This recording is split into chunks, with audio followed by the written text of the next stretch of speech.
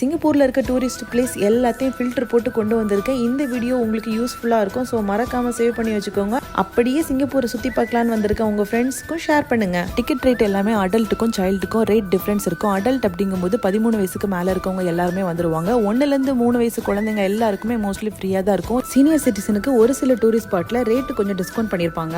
Ticket rate பார்த்தீங்கன்னா residence நான் residence 2 பேருக்குமே டிக்கெட் ரேட் டிஃப்ரெண்ட் தான். ரெசிடென்ஸுக்கு எப்போவுமே கொஞ்சம் கம்மியாக தான் இருக்கும். நான் ரெசிடென்ஸுக்கு கொஞ்சம் அதிகமாக இருக்கிறதுக்கு வாய்ப்பு இருக்கு. நான் இப்போ இதில் மென்ஷன் பண்ணியிருக்கிற ரேட்டு பார்த்தீங்கன்னா அவங்களோட அஃபிஷியல் வெப்சைட்டில் என்ன ரேட்டு போட்டிருக்காங்களோ அதை தான் மென்ஷன் பண்ணியிருக்கிறேன். ஒரு சில டூரிஸ்ட் ஸ்பாட்டில் வீக்கெண்ட் டைம் ஹாலிடே டைமில் டிக்கெட் ரேட் கொஞ்சம் அதிகமாகவும் வீக் டேஸில் கொஞ்சம் கம்மியாகவும் இருக்கிறதுக்கு வாய்ப்பு இருக்கு. காம்போ ஆஃபரில் நம்ம டிக்கெட் எடுத்தோம் அப்படின்னா 2லேருந்து 4 இடத்த கவர் பண்ணுற மாதிரி இருக்கும். டிக்கெட் ரேட்டும் கொஞ்சம் கம்மியாக நம்மளுக்கு கிடைக்கும். Most of the tourist spot எல்லாமே சென்தோசா போனாலே போதும், அங்கேயே எல்லாமே கவர் ஆயிரும். சிங்கப்பூரில் இவ்வளோ தான் டூரிஸ்ட் ஸ்பாட்டுன்னு கிடையாதுங்க, இன்னுமே நிறைய இருக்கு. இதில்